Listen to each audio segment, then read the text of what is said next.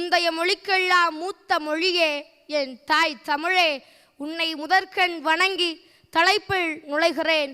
தலைப்போ காலம் போற்றும் சமூக போராளி ஸ்டான் சுவாமி. ஸ்டான் சுவாமி கூறுவது போல், ஒளி இருளை வெல்லட்டும், நம்பிக்கை ஏமாற்றத்தை துரத்தட்டும், அன்பு பகைமையின் எதிரியாகட்டும். யார் இந்த ஸ்டான் சுவாமி?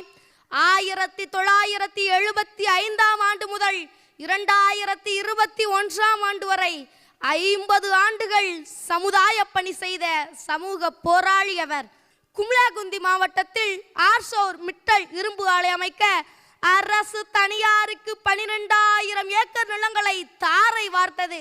அதை எதிர்த்து குரல் கொடுத்தார் ஸ்டான் சுவாமி. வளர்ச்சி திட்டம் என்ற பெயரில் 22 லட்சம் ஜார்க்கண்ட் மலைவாழ் மக்களை ஜார்க்கண்ட் மலைப்பகுதியில் இருந்து இடப்பெயர்ச்சி செய்யப்பட்டனர். அவர்களுடைய வீடுகள் உடைமைகள் சுரண்டப்பட்டன, சந்தைப்படுத்தப்பட்டன. பழங்குடியின மக்களின் ஆடைகள் ஏமாற்றப்பட்டன. அதை எதிர்த்து ஓங்கி ஒலித்த குரல் சமூக போராளி ஸ்டான் சுவாமி அவர்களின் குரல்.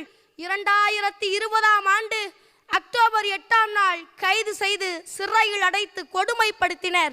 கை நடுக்க நோய், பக்கவாத நோயால் பாதிக்கப்பட்ட அவருக்கு தண்ணீர் பருகுவதற்கு கூட உறிஞ்சு குவளை கூட கொடுக்காமல் கொடுமைப்படுத்தினர்.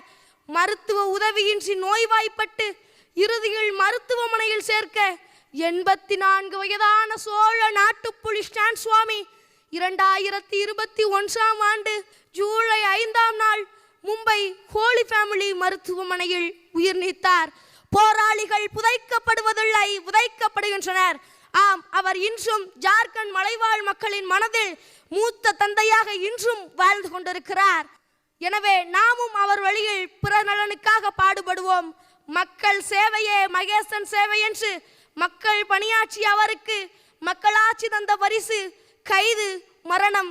ஆம், அம்மரணத்தை உரமாக கொண்டு இளந்தலைமுறைகளே எழுந்து வாருங்கள், சமுதாய பணி செய்ய எழுச்சியுடன் என அவரது ஆன்மா அகமகளும். நன்றி, வணக்கம்.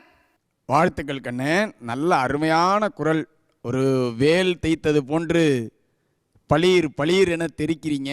ரொம்ப அருமையான குரல். ஒரு புரட்சிகரமான நெருப்பை ஊட்டும் பேச்சு.